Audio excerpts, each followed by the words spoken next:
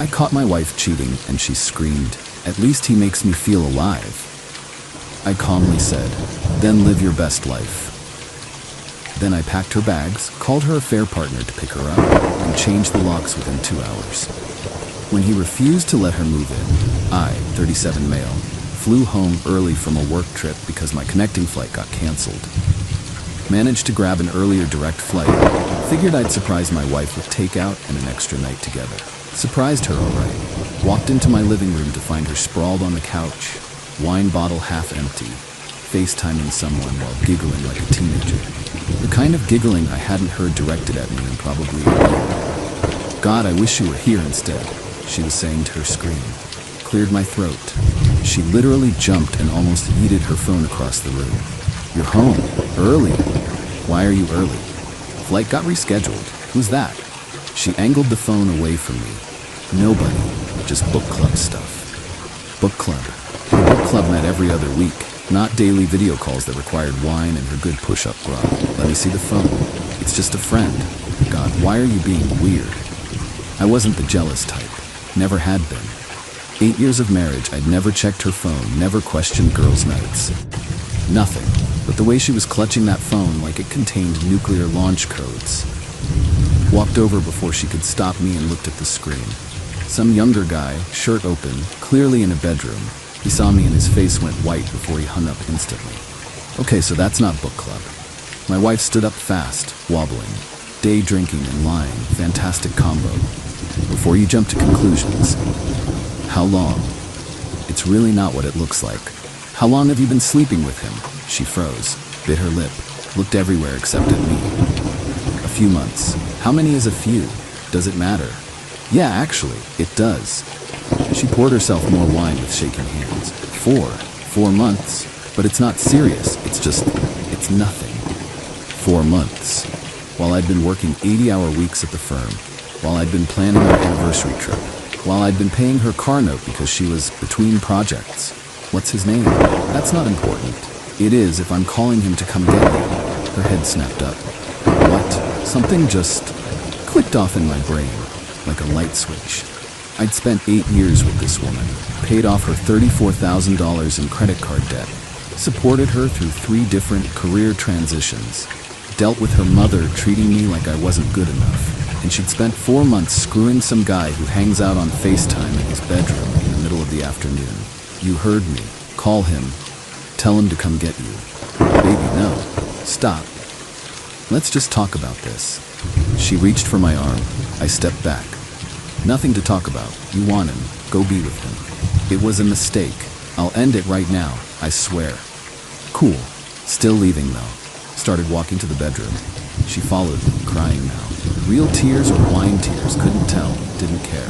Grabbed her 2 big suitcases from the closet and started throwing her clothes in. Dresses, jeans, those weird athleisure sets she bought and never worked out in.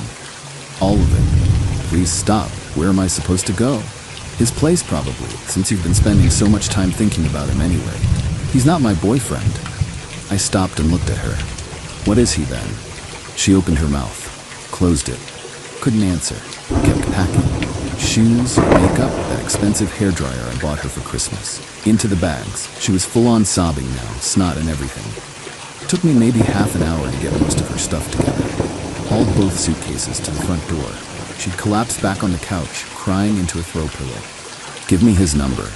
No. Then I'm putting your stuff on the lawn and calling it a day. You can't do this to me. His number or the lawn. Pick one. She gave it to me. Hands shaking, mascara running down her face like a sad raccoon. I called it right there, on speaker. He answered after 3 rings. Hello? Hey man. So I'm the husband. You've been having a good time with my wife for 4 months, right? Dead silence. Here's the situation. She needs somewhere to stay, like permanently. I'm done with this. So you can come pick her and her stuff up, or I'm leaving it on the curb. You've got 30 minutes to decide. More silence. Then, bro, this is not, we don't have that kind of relationship. What kind of relationship do you have? It's casual. Very casual. She can't just, I have roommates, and it's not like we're dating. It was just for fun. Oh, this was beautiful. I actually laughed. Let me get this straight. You've been hooking up with a married woman for 4 months, but it's just for fun? Look, dude, I'm sorry about your situation, but that's between you two. I'm not trying to be part of whatever this is. My wife made a strangled noise and tried to grab the phone. I held it up away from her. So that's a no on picking her up? That's a hard no, man. This is way too much. I'm actually gonna need both of you to lose my number. Good luck with everything. Click. The silence was so thick you could cut it with a knife. My wife stared at her phone like it had personally betrayed her. He didn't mean that. He's just freaked out. If I explain, nope, get your stuff and go. Where? Where am I supposed to go? And that's when it happened. She stood up, face red and blotchy, wine sloshing in her glass, and absolutely lost it. At least he makes me feel alive.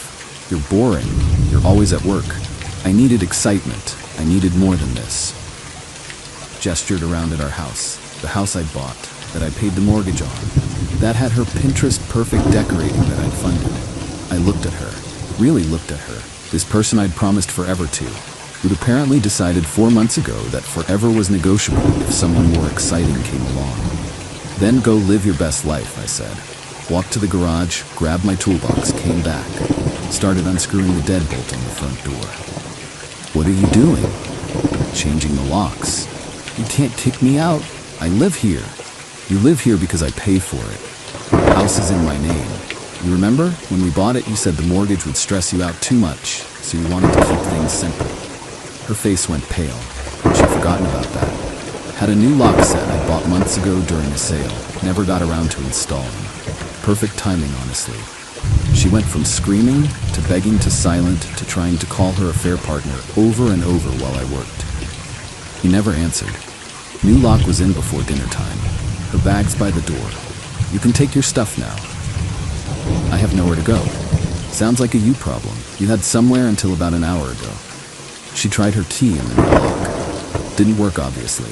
Started pounding on the door after I shut it in her face. You can't do this. Open the door. Texted her through the door. Your stuff stays on the porch overnight. Tomorrow it goes to Goodwill. Figure it out. Turned my phone completely off. Made myself dinner. Ate it in peace while she pounded and screamed outside for a solid hour before finally giving up. Okay, so it's been about a week, and I need to update because this has gone completely off the rails. That first night, I'm not gonna lie, I sat there thinking maybe I went too far. 8 years of marriage ended in an afternoon. But then I kept replaying her face on that video call, the way she'd hidden it from me. 4 months of lies while I worked myself half to death. Checked the porch the next morning. Stuff was gone. Found out from my neighbor, who's been eating this drama up with a spoon, that her best friend picked her up around midnight. She'd apparently sat out there crying the entire time. The phone calls started immediately. Not from her number, but from everyone she knew. Her sister hit me up with about 40 texts. How could you? She's destroyed. One mistake and you throw away 8 years? Marriage is supposed to be work. You're a terrible person. Sent back one message. She didn't make one mistake. She made a choice every single day for 4 months to lie to my face. We're done. Her sister called me everything but a child of God. Blocked her. Then my wife started the phone number rotation. Called me from like 15 different numbers. Friends, family, random numbers I'm pretty sure were from the Target checkout. Finally picked up one. What? Baby, please, can we just talk? Face to face? No. I'm crashing on my friend's couch. I can't live like this.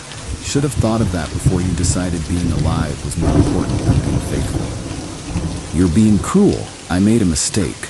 You made 4 months of mistakes. I'm just done cleaning them up. We can go to counseling. I'll do anything. Anything. I want a divorce. She went completely silent. Then, you don't mean that. Lawyer's already drawing up papers. You'll get served soon. I won't sign them. You will eventually. Just depends how much money you want to waste on lawyers. Hung up. Blocked that number. Few days later, got an unexpected visitor at work. Her mother showed up at my office building, making a scene in the lobby until security called me down. You need to take my daughter back, she screeched the second she saw me. Not happening. She made one mistake. One. Don't you believe in forgiveness? She made about 120 mistakes. One for each day she lied to me for 4 months. Men cheat all the time and their wives forgive them. cool, she can find one of those guys. I'm not available. Her mom got right in my face. She gave you her youth, the best years of her life. And I gave her financial stability, paid off her debt, and supported every random career change she wanted. I'd say we're even. You're going to regret this. You'll never find anyone else. You're going to die alone. Maybe. But I'll die alone with my dignity intact and my bank account not drained by someone who thinks excitement is more important than loyalty. Security started walking over. Her mom realized she was about to get escorted out. She's my baby. How can you be so heartless? Your baby cheated on me and then blamed me for working too much. She's 35 years old. She can handle consequences. She left screaming about what a monster I was. My boss actually saw the whole thing from the second floor, called me up to his office, thought I was in trouble. Instead, that your ex-mother-in-law? Unfortunately, my sympathies. Take the afternoon, go decompress. And hey, for what it's worth, you're handling this better than I did when my ex pulled similar. Found a letter taped to my door when I got home from my wife. 6 pages of apologies, explanations, promises. Not once did she actually take responsibility. Everything was either it didn't mean anything, or he pursued me, or you were never home, or I felt neglected. Threw it away without finishing it. My lawyer called a couple days after that. Heads up, your wife's not making this easy. She's asking for half of everything. She contributed nothing. House is in my name, no joint accounts. Doesn't matter. 8 years of marriage, she's entitled to something. Looking at maybe 20 to 30% of marital assets. Made me want to puke. She destroys everything and still gets a cut. But that's how it works apparently. Just get it done. I want her gone. Understood. Might take a few months, but we'll get there. Late one night last week, she showed up at my house, drunk, pounding on the door and screaming at like 2 in the morning. I know you're in there. Let me in. Called the cops. They showed up after about 20 minutes. By then, she'd given up pounding and was just sitting on my porch crying. The officers talked to her first, then knocked on my door. She says this is her house. Showed them the deed. It's not. It's mine. She moved out after I found out she was cheating. She says she has nowhere to go. That's unfortunate, but it's not a legal problem. It's a her problem. Sir, you can't just... I'm not asking you to. I'm asking you to get her off my property, since I've asked her to leave multiple times, and she won't. They talked to her again. She tried telling them I was being abusive. They asked if I'd ever hit her, threatened her, kept her from getting her belongings. No to all of that. She got her stuff when she left. She keeps coming back and harassing me. They made her leave, warned her about trespassing. She left screaming she'd make me pay for this. Next morning, found my car keyed, deep scratches all down the side. Jerk carved into the hood. Called the cops again. Filed a report. My neighbor's Ring camera caught her doing it at like 4 in the morning after the police had left. Now she's got vandalism charges on top of the divorce. My lawyer was practically gleeful when I told him, "This is actually great for us. Shows a pattern of harassment and property destruction. Judge is gonna love this." Apparently her lawyer tore her a new one. Heard through a mutual friend that she got a whole lecture about destroying her own case. It's been almost 2 months now since I came home early and found my wife on that video call. Divorce finalized last week. Took way longer than it should because she kept trying to delay it, kept thinking I'd change my mind. Spoiler, I didn't. Final settlement, $25,000 cash, her car that she still owes payments on, and her personal stuff. No alimony, no claim to the house, nothing ongoing. She fought it hard. Her lawyer basically told her to take the deal or risk walking away with even less.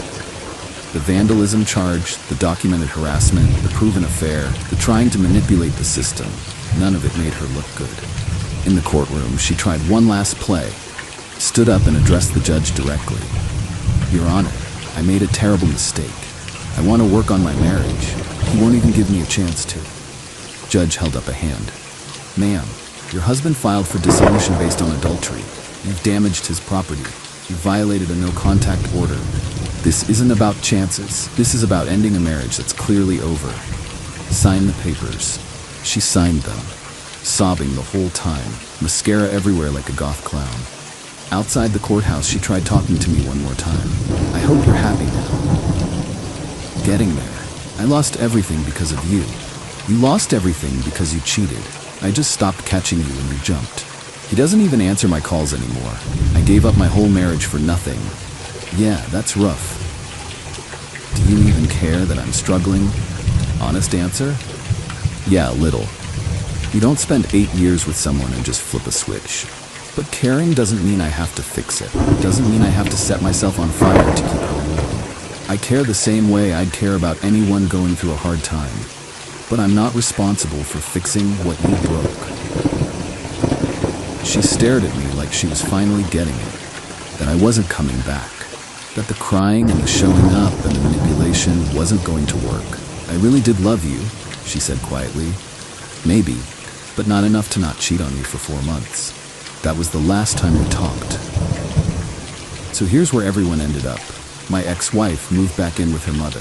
Got a full-time job at some marketing agency making okay money, but nowhere near enough to maintain her old lifestyle. Her mom apparently charges her rent now. Heard she's in therapy, but still tells everyone I'm the bad guy. Her affair partner? Blocked both of us everywhere. Apparently his ex-girlfriend, yeah, he had one the whole time, found out and blasted him all over social media.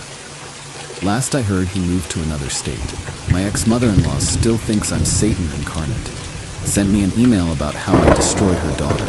Didn't respond. My ex-sister-in-law actually reached out last week. Apologized. Said she'd heard the real story and realized her sister had been lying about a lot of things. We're not friends, but at least someone in that family has some sense. As for me, I'm okay. Some days are hard. House feels empty sometimes. Too quiet. But it's my quiet. Nobody's lying to me in it. Sold the keyed car, got a new one. Figured after all that I deserved something nice. Work's been good. Actually got promoted. Turns out when you're not emotionally destroyed by your spouse's affair, you can focus pretty well. Started therapy to work through trust issues. Making progress. Slowly. Dating? Hell no. The thought of trusting someone like that again makes me physically ill. But I'm working on it. Do I regret how I handled it? Sometimes I wonder if I was too harsh. If I should have at least listened to her explanation that first day. Then I remember her on that video call. The 4 months. Her screaming at me about being boring. Nah, I did what I had to do. She wanted to feel alive? Well, now she is. Fully alive. Broke, living with her mom.